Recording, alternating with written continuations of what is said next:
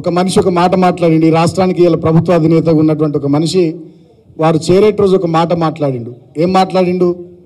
నేను ఆయనకి ఇది ఇస్తానా అది ఇస్తానా, ఆయన ఇటు దిక్కు వస్తలేడు అటు దిక్కు పోతున్నా చెప్పి చాలా సర్కాస్టిక్గా ఎటకారంగా ఆయన మాట్లాడిండు. దానికి మంచి మూతోటి జవాబు ప్రవీణ్ కుమార్ గారు చెప్పినారు. నువ్వు ఇది ఇస్తా అది ఇస్తా అంటే చిన్నపిల్లలకు కదా లాలిపాపులో తర్వాత కాదు, ఇట్లా గిలకలు ఊపుతారు చూడు, ఆ గిలకలు ఊపితే ఆ చిన్నపిల్లలకు అది ఇస్తే సంబరపడి నీ వెనక తిరుగుతారు అనుకునేటటువంటి మనస్తత్వం ఇంకా ఈ ఎస్సీ ఎస్టీ బీసీ వర్గాల్లో ఉందనేటటువంటి ఆధిపత్య భావజాలం ఆనాడు రేవంత్ రెడ్డి మాటల్లో నాకు కనబడ్డది. మీకేం కనబడ్డదో నాకు అర్థం కాలే, కానీ ఆ ఆధిపత్య భావజాలం అంటే నీకు ఇది ఇస్తా నీకు అది ఇస్తా అంటే ఇక నువ్వు తోకుప్పుకుంటూ మా వెనక రావాలనేటటువంటి ఆధిపత్య అహంకారపూరిత వ్యాఖ్యలు ఆనాడు నాకు చాలా బాధ అనిపించినాయి. నేను సార్తో నన్నా 75 ఏళ్ళ స్వతంత్ర భారతదేశం ఇంకా ప్రజాస్వామ్యం ఉన్నతమైనటువంటి దశకు చేరుకున్నటువంటి ఈ రోజుల్లో మన ఇళ్ళల్లో కూడా అన్ని ఇళ్ళల్లో చదువుకున్నటువంటి పిల్లగాళ్ళు ఉన్న ఈ రోజులలో అందరి చేతులలో సెల్ ఫోన్లు ఉన్న ఈ టెక్నాలజీ యుగంలో కూడా ఇంకా నేను గిదిస్తానా గదిస్తానా ఆయన ఇట్రాలి అడిదికి వేయండు ఆయననే ప్రజలకు సమాధానం చెప్పుకోవాలనే ధోరణితో మాట్లాడుతున్నారంటే ఇక ఒక్కొక్కళ్ళ అహంకారాలు వాళ్ళ ఆధిపత్య భావజాలాలు వాళ్ళ ఆలోచన విధానాలు ఎట్లున్నాయో చూడండి సార్. మనం ఇటువంటి ఆధిపత్య భావజాల అహంకారపూరిత ధోరణిని దెబ్బకొట్టడానికి కేసీఆర్ గారి నాయకత్వంలో ఈ బీఆర్ఎస్ పార్టీ గట్టిగా పనిచేయాలి సార్. దానికోసం మేమంతా మీతోని అడుగులు అడుగై ఉంటామని చెప్పి ఆ రోజు నేను సార్కి చెప్పడం జరిగింది. వారు కూడా చాలా చక్కగా ఆ రోజు ప్రెస్ కాన్ఫరెన్స్లో ఒక విలేకరు మిత్రుడు అడిగితే చాలా మంచిగా విషయం చెప్పినాడు. ఈ విషయం నేను ఎందుకు చెప్తా ఉన్నానంటే మీకు సమాజంలో ఉన్నటువంటి పోకడలు కానీ సమాజంలో ఉన్నటువంటి ధోరణులు కానీ వాటన్నిటిని మన వర్గాలుగా మనం ఒకసారి ఆలోచించాల్సినటువంటి అవసరం ఉంది, అవగాహన పెంచుకోవాల్సినటువంటి అవసరం ఉందని నేను మరొకసారి మన వాళ్ళందరూ కూడా గుర్తు చేస్తూ ఉన్నా. నిజంగా అందరం కూడా తెలంగాణ ఉద్యమంలో అన్నాడు మేము కష్టపడ్డాం, చాలామందిని కష్టపడ్డాం. మీరు గమనిస్తే దెబ్బలు తిన్నాం, జైళ్ళకు పోయినాం, కేసుల పాలైనాం, ఇబ్బందుల పాలైనాం. 45 రోజులు 50 రోజులు 30 రోజులు ఇట్లా జైళ్ళల్లో ఉన్నాం మేము చాలామంది. ఒక్కొక్కరి మీద 200 పైచీలకు కేసులు ఎదుర్కొన్నటువంటి సందర్భాలు. ఆనాడు తెలంగాణ ఉద్యమంలో విద్యార్థులుగా ముందు వరుసలో ఉన్నదంతా ఈ దళిత బహుజన గిరిజన విద్యార్థి నాయకులే. నేను ఒకటే మాట అడుగుతున్నా, ఇవాళ ప్రవీణ్ కుమార్ గారికి అది ఇస్తా ఇది ఇస్తా ఆయన ఇటు అస్తలేడు అటుపోతున్నాను మాట్లాడిన రేవంత్ రెడ్డిని నీ కాంగ్రెస్ పార్టీని నేను ఒకటే ప్రశ్న అడుగుతున్నా.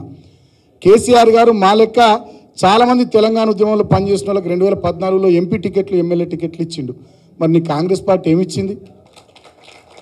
ఒక పిడమర్తి రవికి ఆనాడు ఎమ్మెల్యేగా అవకాశం ఇచ్చినారు, ఒక బాల్క సుమన్కి ఎంపీగా అవకాశం ఇచ్చినారు, ఒక గాదర్ కిషోర్కి ఆనాడు ఎమ్మెల్యేగా అవకాశం ఇచ్చినారు, ఆనాడు కళాకారుడు ఉన్నటువంటి రస్మై బాలకిషన్ గారికి ఎమ్మెల్యేగా కేసీఆర్ గారు అవకాశం ఇచ్చినారు, ఉద్యోగ సంఘం నాయకుడు శ్రీనివాస్ గౌడ్ గారికి అవకాశం ఇచ్చినారు, డాక్టర్స్ జేఎస్ నాయకుడు బూర నర్సయ్య గౌడ్ గారికి అవకాశం ఇచ్చినారు.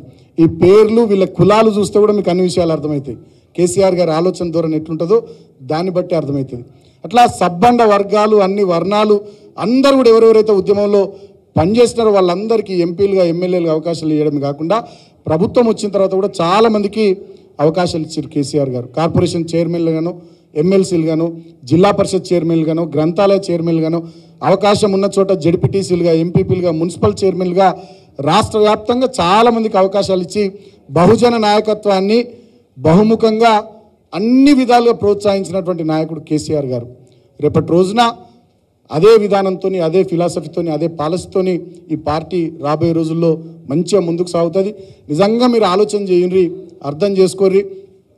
మొన్న సార్తో చాలామంది వచ్చినప్పుడు నేను అక్కడ కేసీఆర్ గారి గజ్వేల్ వ్యవసాయ క్షేత్రంలో నేను అన్నా, వాడొకడు వీడొకడు ఫామ్ హౌస్ అని మా సార్ని అంటారు కదా, చూసిరా ఈ ఫామ్ హౌస్ అని నేను అడిగిన మనోళ్ళని చాలామందిని. అందరు నవ్వుకుంటా ఏం పడబడ్డదన్నా ఇటు అంతా వరి పొలమే కదా, ఇటు పక్కకు మామిడి తోట ఉన్నది, ఇటు దిక్కు అంత వరి చేనులే ఉన్నాయి, బయటనేమో ఆడొకటి ఈడొకటి సోషల్ మీడియాలో ఫామ్ హౌస్ అంటే మేమేదో అనుకున్నాం కదా అంటే మొత్తం ఫోటోలు తీసుకొని వీడియోలు తీసుకొని పోయి సోషల్ మీడియాలో పెట్టురని చెప్పి మనోళ్ళకి చెప్పిన. అంటే ఉద్దేశపూర్వకంగా దుష్ప్రచారం చేయడం, ఉద్దేశపూర్వకంగా కేసీఆర్ గారి వ్యక్తిత్వాన్ని కేసీఆర్ గారి నాయకత్వాన్ని తక్కువగా చేసి చూపెట్టే ప్రయత్నాలు ఆనాడు ఉన్నటువంటి వాళ్ళందరూ చేసినారు.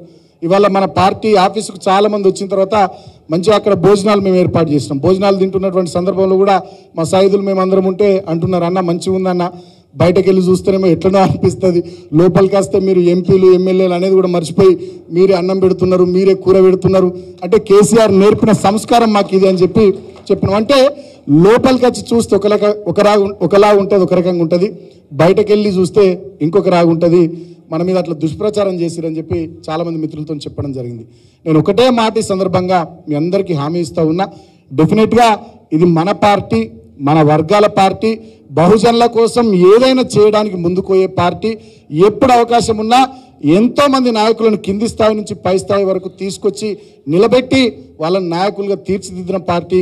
ప్రభుత్వంలో అవకాశం వస్తే ఈ బహుజన వర్గాల కోసమే చాలా మేరకు అద్భుతంగా పనిచేసినటువంటి పార్టీ.